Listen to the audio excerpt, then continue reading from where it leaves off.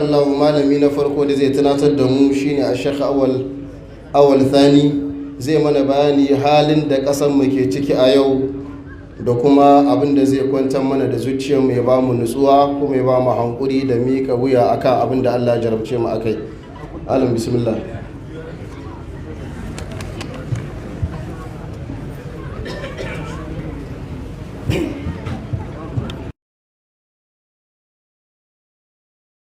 الحمد لله رب العالمين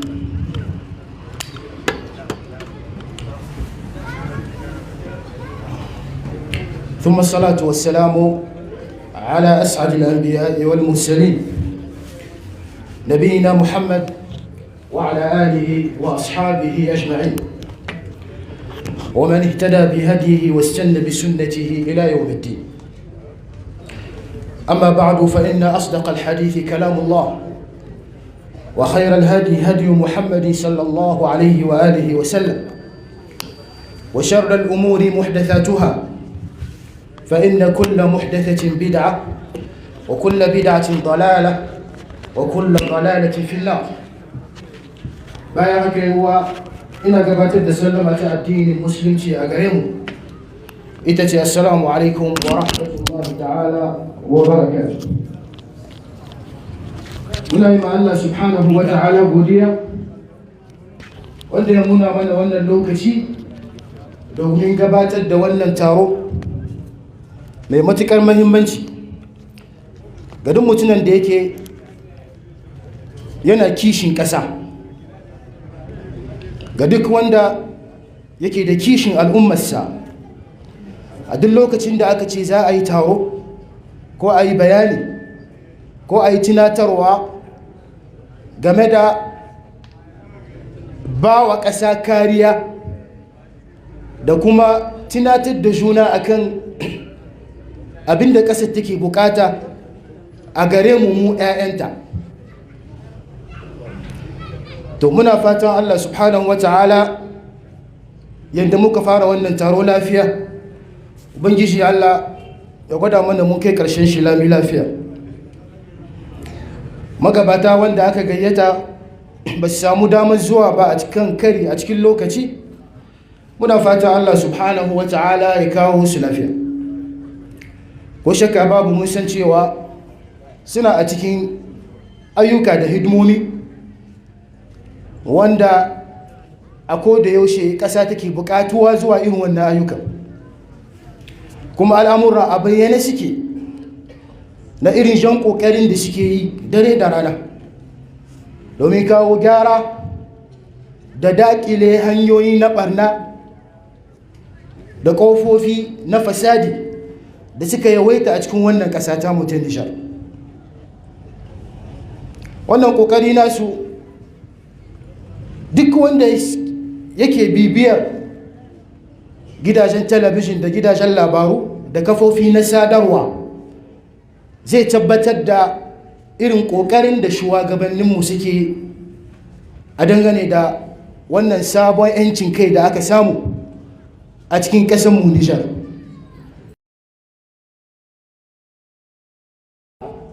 Ubangiji Allah subhanahu wa ta'ala ya ƙarfafe su akan haka nan. Allah maɗauki sarki ya ba su kariya da tallafi, kar ya bar su da dubararsu, kar ya bar su da wayansu. Ubangiji Allah ya shiga a cikin lamarinsu, wanda wannan kokari in dai mutum mai hankali ne, in dai kai ba mahaukaci ba ne, ka san cewa wannan tafiya sabuwa ko shakka babu da gaske ake yin ta, kuma ana da niyya ta alkhairi da kawo gyara a cikin tafiyar kasar. Sai dai in ya zamanto kana da cutar hauka ko kana da cuta ta siyasa, wanda wannan cuta ta siyasa ta yi kaka gida a cikin zikatan da yawa daga cikin 'ya'yan ƙasarmu Nijar. Muna fatan Allah subhanahu wa ta'ala ya sa su fahimta, domin idan ana zancen ƙasa to ba a zancen siyasa. Duk wanda za a yi zancen ƙasa a ce a ba wa ƙasa kariya, a yi kishin ƙasa, shi zai ɗauko labarin fartin shi ta tantabara ko kuma fartin shi ta akuya da sauransu ya ce ai shi baya cikin wannan tafiyar. Wannan ko shakka ba mu mutum ne wanda yana da matsala a cikin kwakwalwarsa kuma yana da matsala a cikin zuciyarsa. Shi yasa muke kokarin kira gare ku ya ku ƴan uwa gaba ɗai, musamman namu ahli sunna, mu kula da wannan bangare na kishin ƙasa.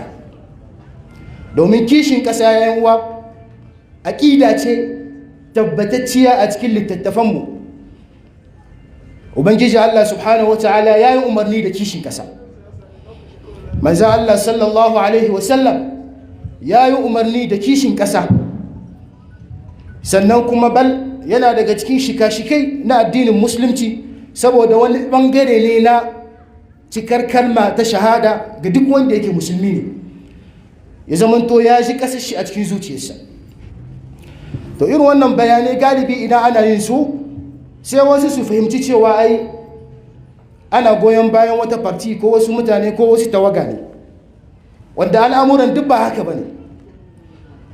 Kamar yadda aka san malamai masu da'awa, malamai masu wa'azi da karantarwa namu na Nijar ba su san meye siyasa ba, kuma ba su da hannu a cikin siyasa. Tun a can fil azal dama haka suke, kuma har a yanzu wannan tafiyar ba za ta canza musu salo ba.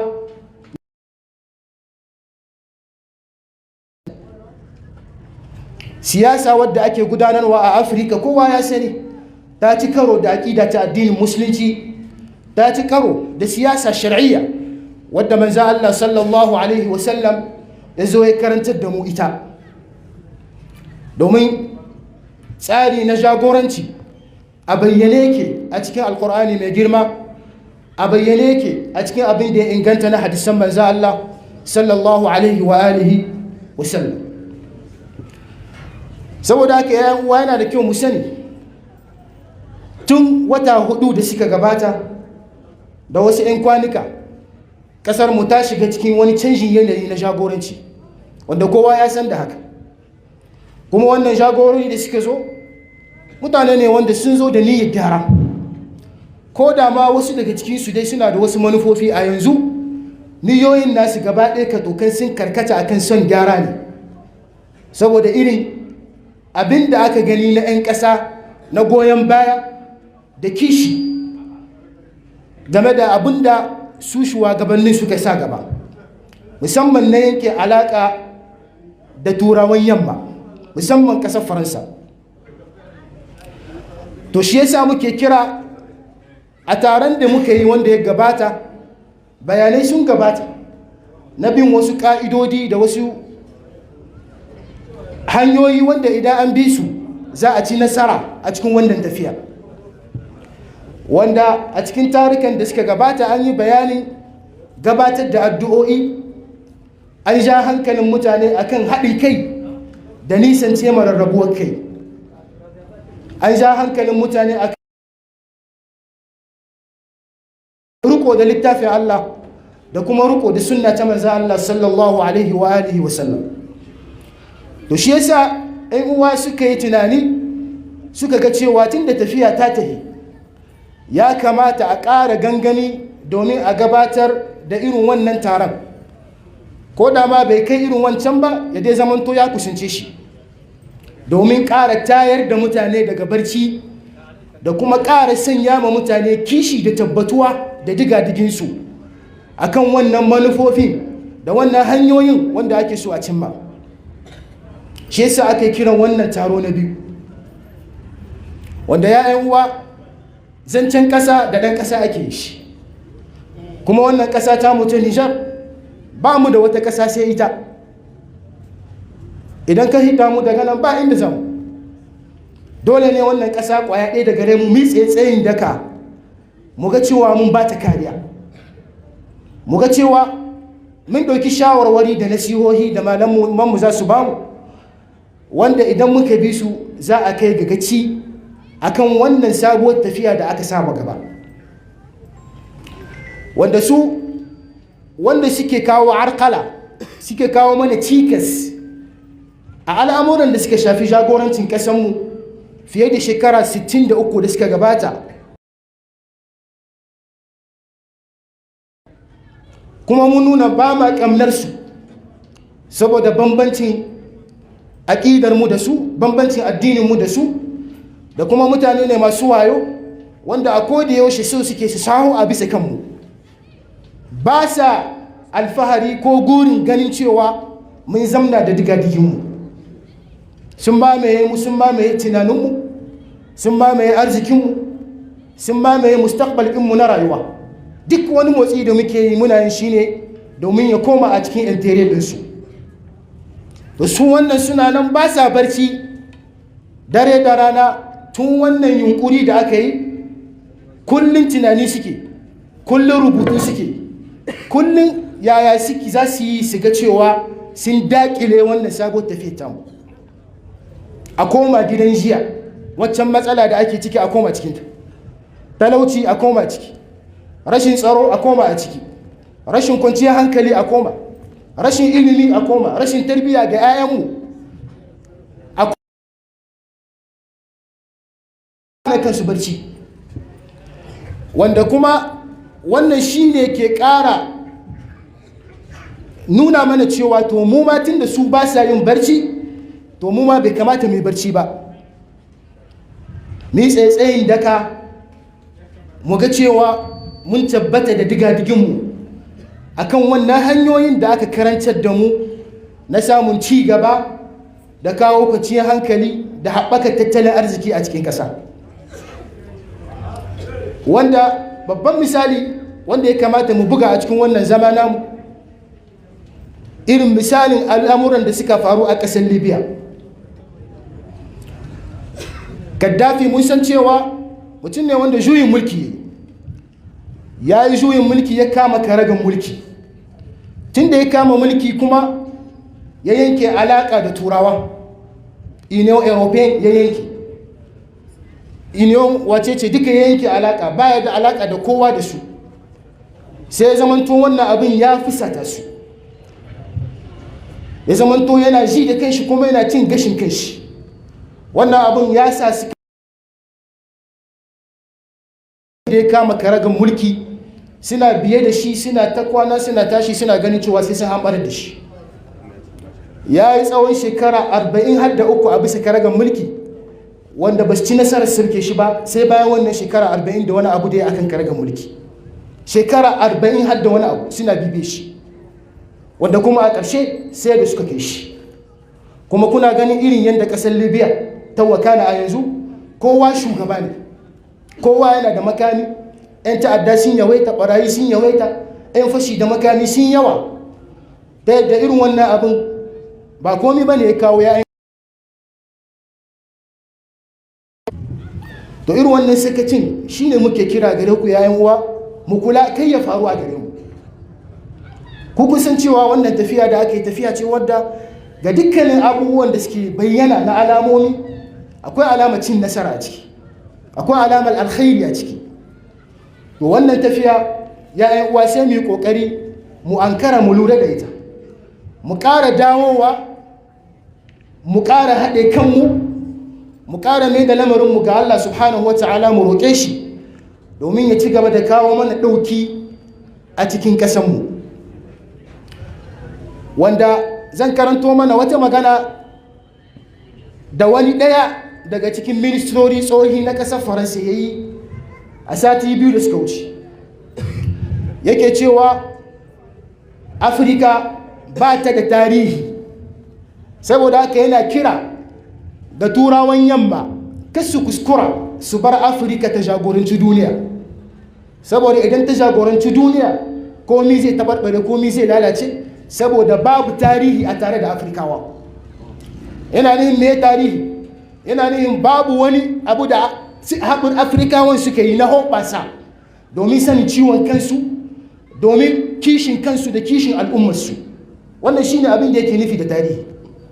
Kuma ya manta da cewa a yakin duniya na biyu da aka yi, babu wani wanda ya tsaye tsayin daka ya fitar da Faransa daga ƙangin mulkin mallaka da ƙasar Germany ta sata illa Afirka wannan.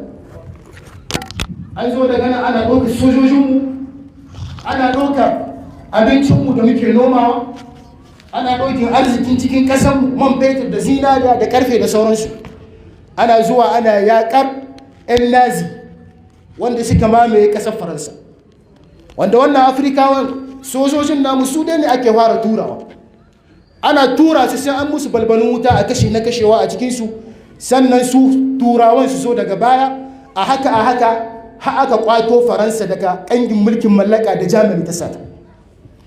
To ya za a yi a ce afirkawa ba su da tarihi alhali su suka taimake ku a yakin duniya ne? A cikin maganganun shi da ya nuna cewa idan turawan yamma ba su tashi ba suka ceci Europe, to za a zamantowa su yaransu da jikokinsu za su zo afirka domin cin rani, kuma za a dinga kama su a matsayin refugee ana maida su a turai, saboda haka yana kira ga Europe da su tashi tsaye. To shi yasa yayin wa mu kula da wannan tashi tsayen da suke nufi ba wani abu ne ba illa mun taso suna so su maida mu, mun yunkura suna so su toshe wannan toshewar, kar mu yadda da ita.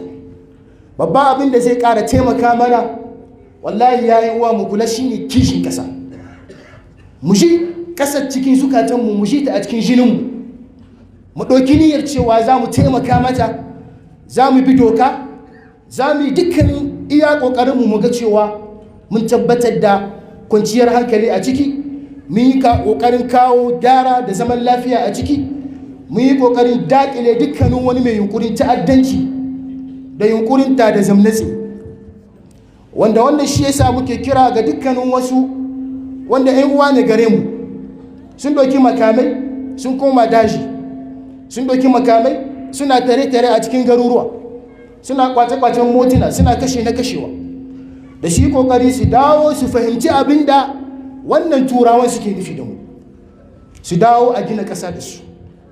'Yan uwa ne gare mu, jininmu ne, yayinmu ne, ƙannanmu ne, abokananmu ne, saboda haka muna buƙatuwa zuwa gare ku, ƙasa tana buƙatar ku, da ku dawo ku ajiye wannan makamai, ku dawo ku nemi ilimi, ku dawo ku yi sana'a. Idan ƙasar kwanciyar hankalinta ya zamna, tattalin arzikinta ya haɓaka, za ku samu abin da kuke so ba tare da kun ɗauki makami. Wanda wannan ya yi uwa mala yana nuna min lokaci ya kuma ku ta mihidi mai ruwa. To saboda haka sai mu yi kokari ya yi uwa mu kula da wannan nasihohi da yan uwa za su zo daga baya domin su ƙara sa hankali bisa abin da na fara da shi. Muna fatan Allah subhanahu wa ta'ala ya zama da kasan mu lafiya, ubangiji Allah ya haɓaka tattalin arzikinmu.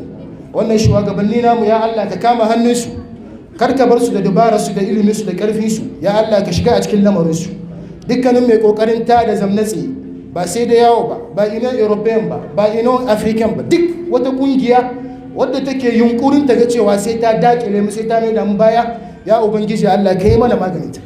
Ya Allah ka tallafe mu, ka kawo mana ilimi da kwanciyar hankali da lafiya da abin da lafiya ta za ta ci.